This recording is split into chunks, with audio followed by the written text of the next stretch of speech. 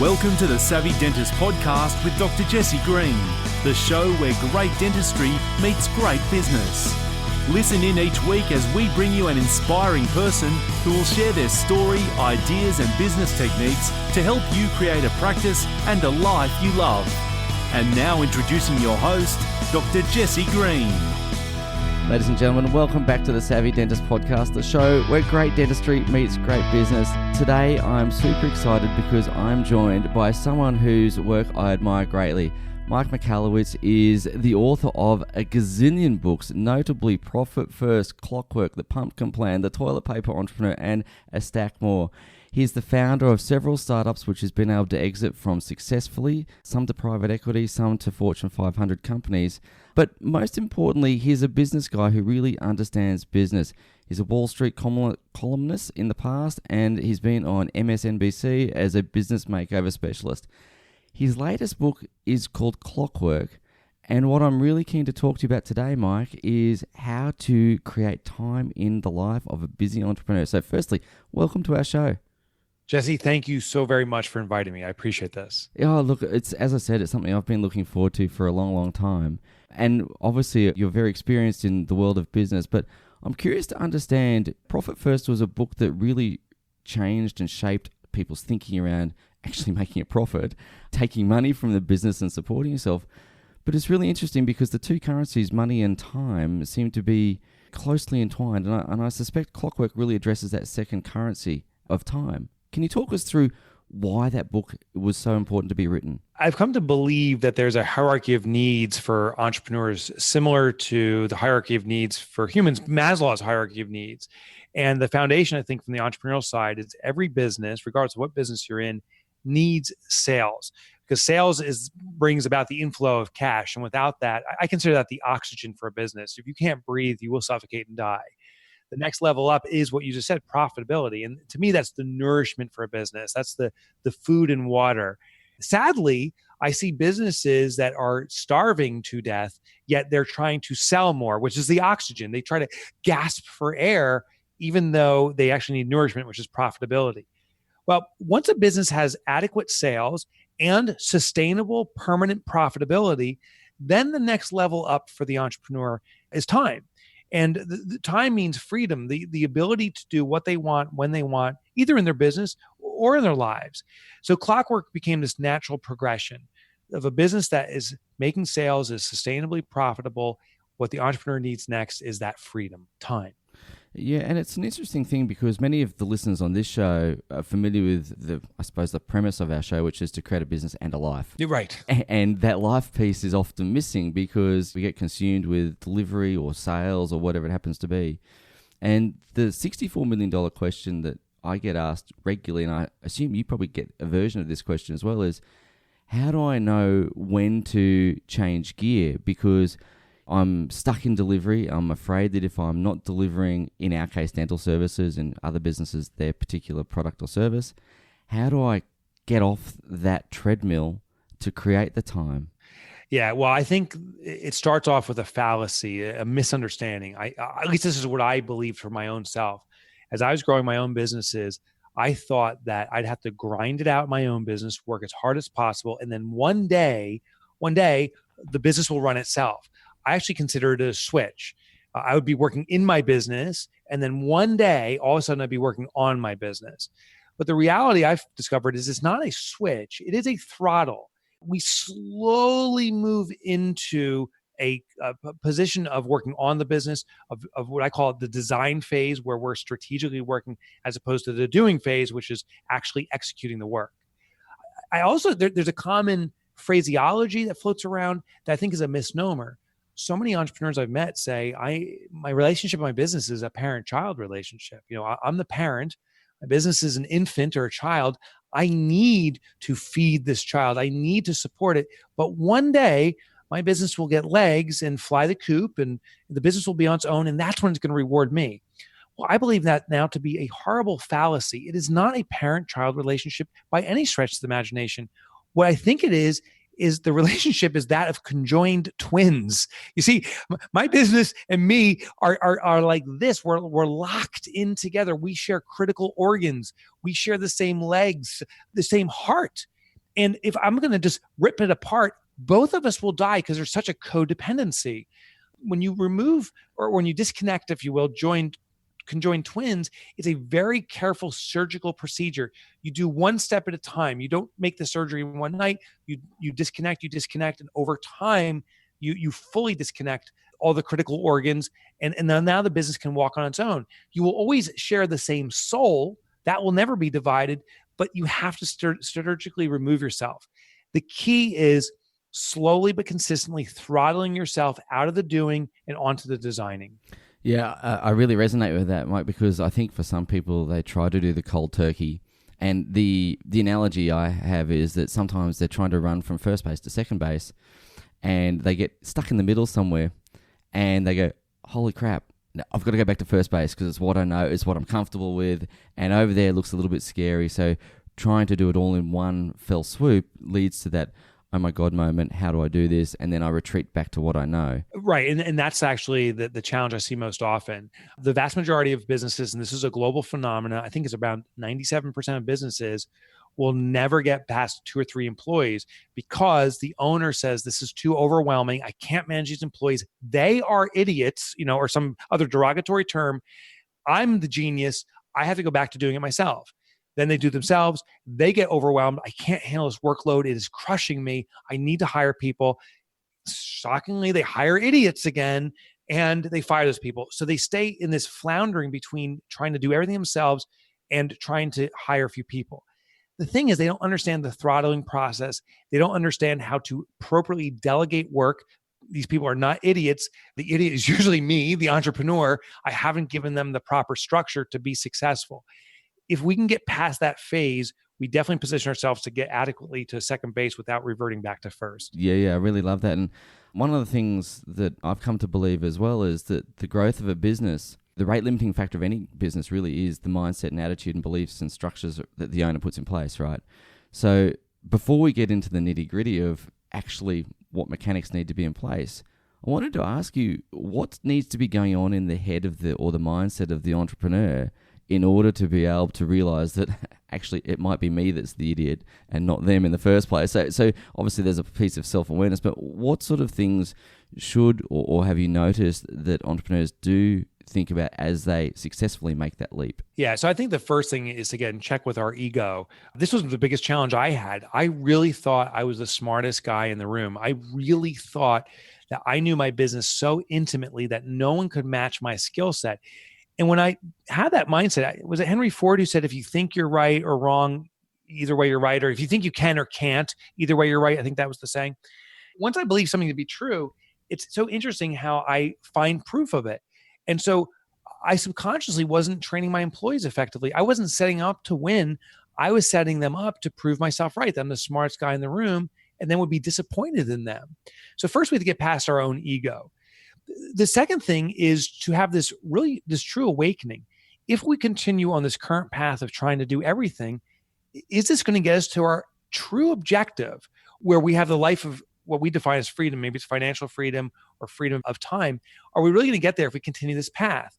And I'll tell you, if you're in business for 5 years, that's usually the golden number, and things haven't changed, that is adequate enough time for radical change. But if things are the same after a 5-year period, the issue is us, the entrepreneur. We need to make a shift, first in our mind and then in execution, to get different results. Because if we're staying stuck in a pattern for 5 years, that will carry us to the end of our life. And if we're not happy today and after 5 years, we ain't going to be happy at the end of our life. Yeah, and it's exactly right. Because one of the things that if that shift doesn't occur, right, the growth goes up and up and up and up, and then it typically plateaus. And you hit the edge of that business model, which is the superstar entrepreneur with a couple of people around them, revolving door of people. But then as things plateau, my observation, of course, is that becomes initially a plateau that you can sustain, but after a while that becomes tiring. So you plateau it a little lower, then a little lower again. And ultimately the business slowly declines over time. So if you don't make that shift, really we're setting it up for a declining business in my mind. Yeah. I mean, the reality is time is it cannot be replenished, right? Time is the only resource that I can think of that will never come back. Once it's expired, it's expired. Yet how many entrepreneurs try to scale their business is through more effort, the consumption of more time per day. If I work harder, if I grind harder, my business will grow. And that is true, but only to this plateau, as you explained. I can work so hard, and then I hit this level where even I can't work harder. There's not enough time left. And I start oscillating here. I get a little bit tired and the business slows down. And some owners will do exactly what you said. They hire 2 or 3 employees. And what's interesting about this phase is they're still the exclusive mind for the business. They're just task rabbiting everyone else. They say, go do this, go do that. And they're kind of assigning out time or tasks to other people, but they're managing it all in their head.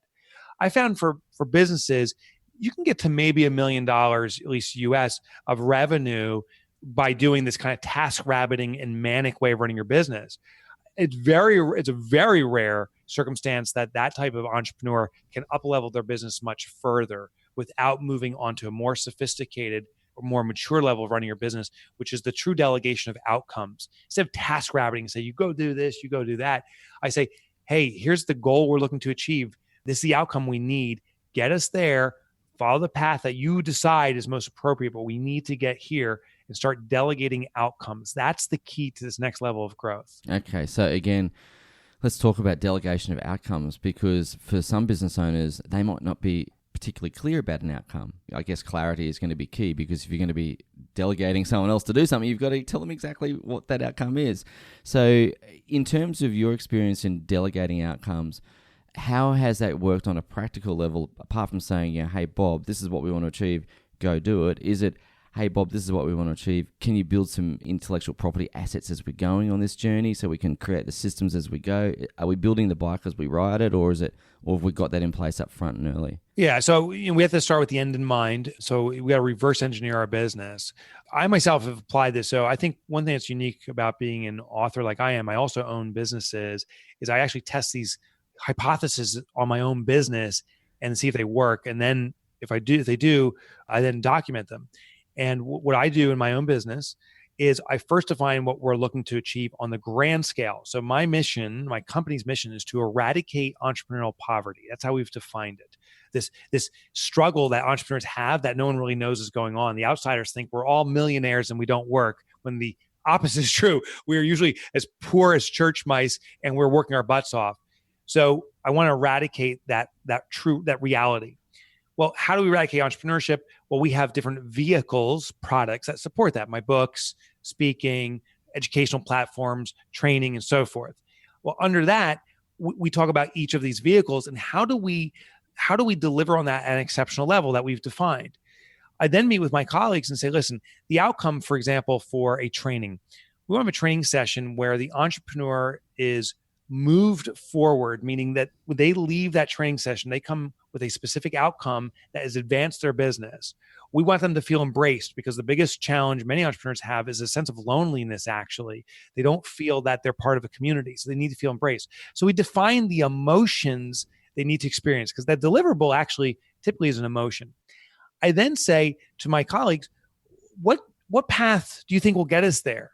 What else do you we want these people to feel? So it's now a collaborative effort in achieving the outcome. We're defining the outcome, and collaboratively, we're defining the things that will get us there.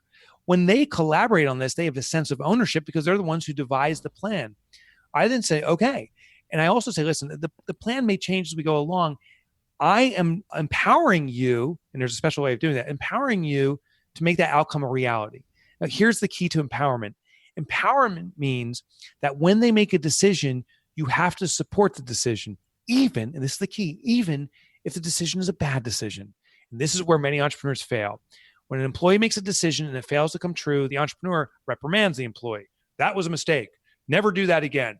I'll dock your pay, I'll fire you, or whatever version is. But we reprimand the employee, which then makes them fearful and makes them say, well, I'm never going to make a decision again. I'll make the boss decide and I'll just do what I'm told to do, which is the worst thing, because you go back to this phase of just controlling all the rabbits, the task rabbiting.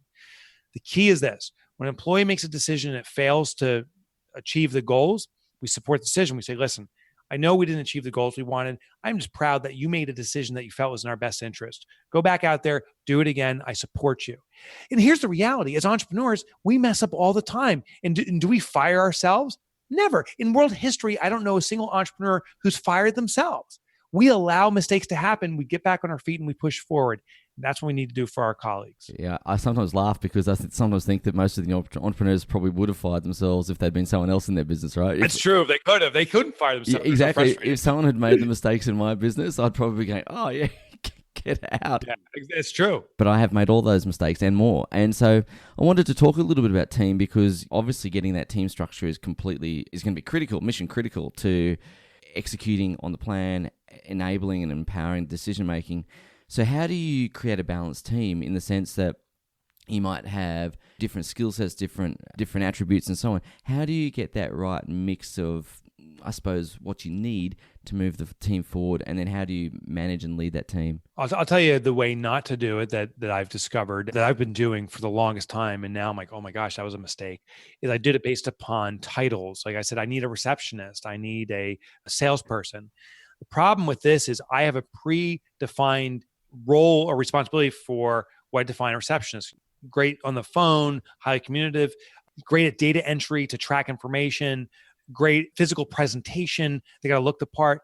And I realize it's really hard to find that person. My salesperson maybe has to be really persuasive on the phone, but and I have some other defined roles.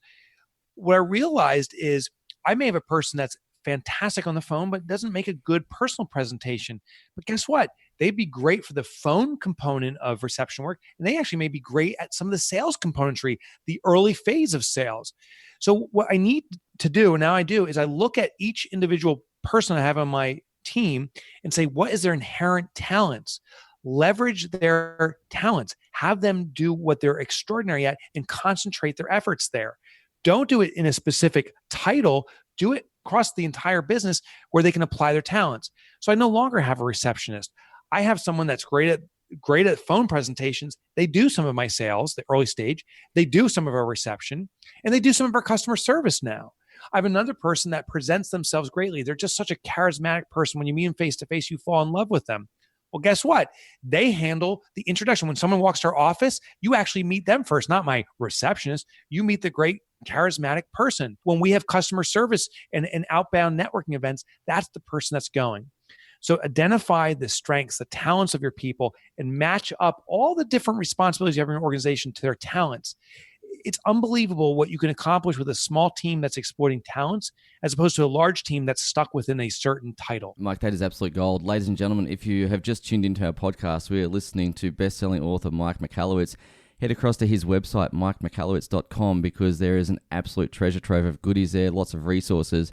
And before you do that, what I'd like you to do right now is hit pause and go back and listen to about the last 45 seconds of Mike's presentation there, because it is absolute gold. And I really resonate with that, Mike, because it feels like we're shifting away from the traditional hierarchical organizational chart where you've got dentist, receptionist, dental assistants in our industry, but in other industries it might be very hierarchical as well. And as you say, we're using people's skills and talents and we're blending roles in a sense, or taking a bit of this role and a bit of that role, because it's outcome focused, right? As opposed to just having a position description where we go, your job, Mike, is to do A, B, and C. Now, you might be good at A, B, and C, not so good at. But now let's find someone who can do B and C, and you just do A because you're great at A. Exactly. And this is true for us too. Like, we have to be just as critical in our evaluation of ourselves. You could be a dentist that's phenomenal at the actual art of dentistry, doing the work, or you could be such a rapport builder that people have confidence and comfort. Well, if that's your ability, find someone else to do the technical work, but be the face for it. Oversee the patient so they're so comfortable, and then the work gets done.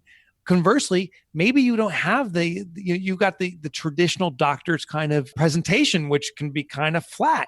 That's okay, but we need now someone to be the face and deliver that comfort. So the mistake entrepreneurs make, business owners make, is they think they're great at everything. The reason is when you start a business, you have to do everything. But trust me, I am not great at everything. I'm great at a very few things, and I need to concentrate my effort there. And this is true for every business owner.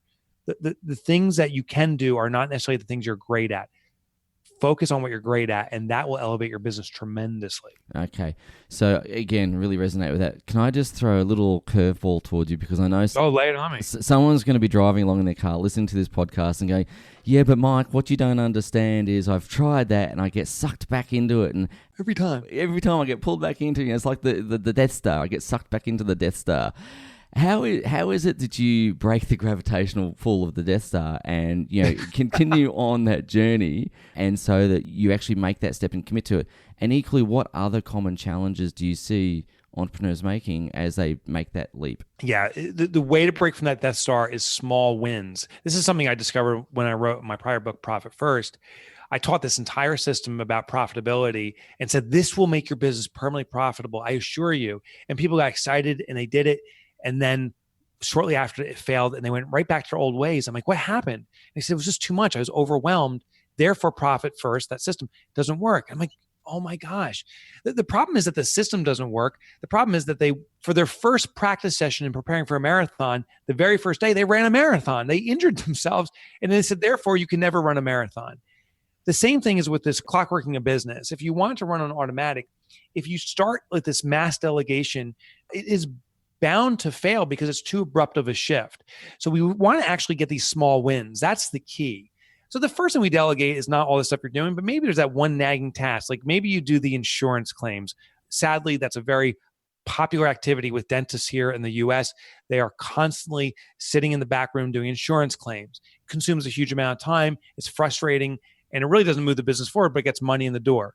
Maybe just delegate insurance claims. Now, you can't hire a full-time employee to do that. Maybe it's an hour of work every day, but there are definitely people out there that'll do it. Or maybe it can be a virtual assistant. Just do that and nothing else. Leave everything else in the business the same. What will happen once that is truly delegated, meaning that person is managing the outcome of successfully processing these claims, you'll feel a little bit of relief and say, oh my gosh, this actually works. The goal of this now is to give you the confidence to try the next thing. I don't know what it is, but you'll find the next thing. Get someone doing that and build the confidence. This transition may take months or even years, but if you slowly and consistently give away small portions, you'll build the muscle and strength to ultimately delegate it all and have the business run on automatic. Slow, small wins is the key. Yeah, again, I really resonate with that. The sport that I really follow here, Mike, is a game called cricket. Not so big in your country, but I'll give you an analogy. Cricket is one of those games. I don't know if have you ever watched a game of cricket? So I have a quick cricket story. So not here in the US, I was touring Australia and I had 3 days off during my tour and there was a cricket game. So I said, I'm going to immerse myself in cricket. Well, baseball here takes about 3 hours. I didn't realize a cricket game can go for 3 days. But the worst part is it ended in a tie. I couldn't believe it. I invested 3 days of my life and I'm like, it's a draw? What is this? Yeah. So that's my cricket story. No, and that happens with frequency for sure. So the thing with cricket is if you want to build an innings in cricket, it's to give you a baseball, it'd be like trying to hit a home run every single time, right? And so if you go into the cricket pitch and you're trying to hit a 4 or a 6 every single time, the likelihood is you're going to get out. And so you've got to build an innings on 1s and 2s, those small little wins that you talk about, and accumulate those wins and then take that win and put it in your pocket, learn from it, and then set yourself up for the next little win and, again, cycle that through over and over. So that's my cricket story for you, mate. Next time that's a great analogy, and that's the absolute truth. Yeah, and next time you're out here, let me know. I'll take you to a cricket game. I would like that because I was on my own. And so there's this American among thousands of Australians. And I'm just clueless. I also watch Australian rules rugby. Australian rules football? Yeah. AFL, Aussie rules? Yep. Yeah, Aussie rules, yeah. Awesome. That was that's a tough sport. It's not for the faint-hearted. It's not for the faint-hearted.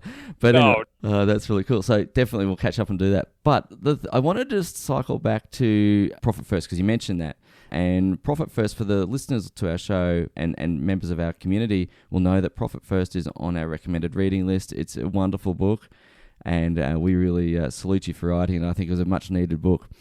Thank you. What I really like about Profit First is it takes that concept of pay yourself first, which we've known about for a long time, but not many people do. And entrepreneurs, business owners, I think are some of the worst at doing that. True. Very true. So, Mike, since you wrote that book, there's been a mass movement around understanding the importance of cash flow and cash as the oxygen that keeps the business alive, which you spoke about earlier. And I know we're kind of descending the hierarchy of needs at the moment, but there'll be some people listening to this show who are going, I get the get off the tools bit, I get the time bit, but I just need to get some oxygen. I need money. I need money. I need to make this sucker go. So I wanted to ask you, from your perspective, what have been, I guess, the fundamental lessons and the key things about implementing profit first in a structured way. You said bit by bit, small wins along the way. But for people who've got the book, I just want to give them a few little ideas about how to make the most of that resource. Oh, totally. So the key lesson is in the title itself, that our profit has to come first. Now, here's the greatest irony. Ever since the invention of accounting, profit has been the last consideration. It's the bottom line, after all, or the year end. We give it that exact vernacular. If you look at a profit and loss statement, the turnover is up top and it goes all the way down. The very last thing is the profit. Well, it's human nature. When something comes last, it means it's insignificant. Like if I say, I'm going to put my health last or my relationship last, I'm saying I don't care about it. But when I say I'm going to put my relationship first or I'm going to put my health first, that's when it becomes a priority. But in the formula, we're told that income, sales, and expenses come first and profit comes last. So most businesses, what do they experience? They are panicked about sales, the very first item, and they're panicked about paying all those bills, the second item up top. Then profit, they wait till the end of the year, and if there's no profit, they say, well, maybe next year. So we literally delay profit for a full year before considering it again.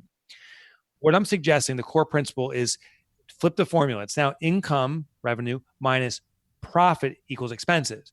What I'm saying is take a predetermined percentage of your income, allocate it toward profit, literally transfer that money to another bank account, hide it from yourself, then run your business off the remainder.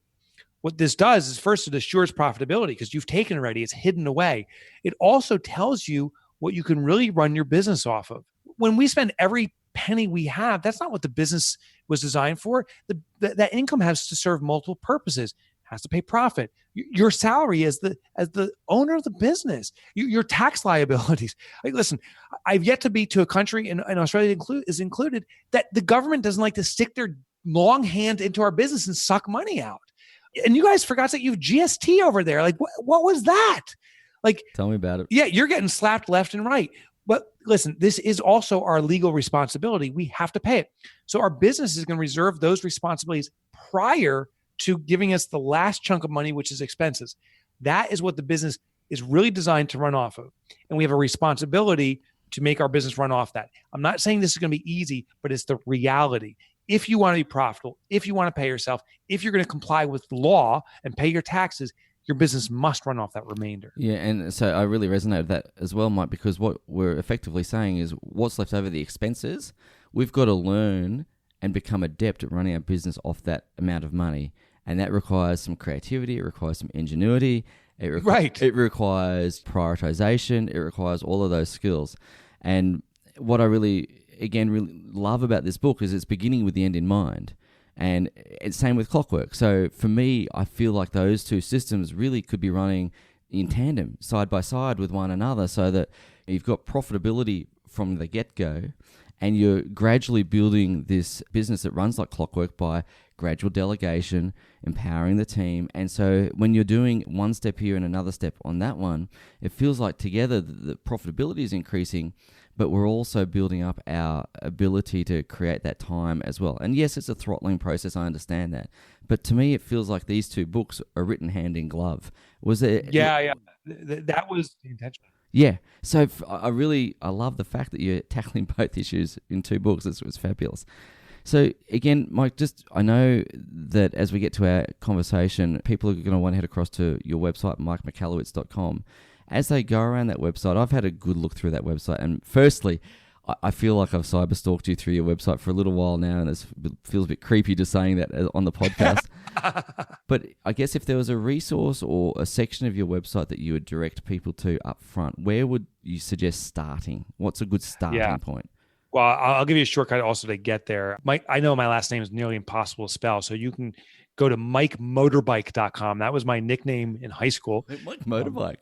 Yeah. Here's the irony. I've never driven a motorcycle in my entire life. Well, that was what I was going to ask you. I was Mike Motorbike.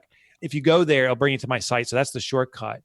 I suggest it'd be nice if you sign up. You don't feel obligated, but the reason it's nice to sign up is I used to write for the Wall Street Journal. Many of my thoughts that haven't become books yet, I first wrote articles about, some of them years ago, and they're in the Wall Street Journal archives, but you can get them for free by signing up. If you decide not to sign up, I get it too. You can then go to the resources page. Everything's listed there. Now, I also have a podcast and I have a blog, but I don't want to overwhelm people. The resource page has instant access to all these different downloads that support these concepts we've been talking about. Yeah, lovely. Thank you so much. Hey, Mike, you've been incredibly generous with your time today. Not only generous with your time, but generous with your wisdom, your insights, and generous in taking the time to write books. As someone who's, I feel a little inadequate. I've only written one, and I know, and I know, That's adequate. I know how hard and how much work goes into writing a book. And you've got a whole bookshelf of stuff behind you there, which right, strategically positioned. Yeah. No, but it's wonderful, and I know how much effort and work goes into that. And Thank you. I just want to let you know, from all of us here, we think it's valuable work that you're doing. It's important work that you're doing. It's essential work that you're doing. And please continue it, because we all love the stuff that you're doing. So thank you. Jesse, thank you so much for saying that. Yeah, it's my pleasure. Thanks so much for coming on our show, Mike. Thank you for listening to the Savvy Dentist podcast with Dr. Jesse Green. For more free tools and resources, join the free Facebook group. Visit drjessegreen.com/Facebook. And for more episodes, visit drjessegreen.com/savvydentist.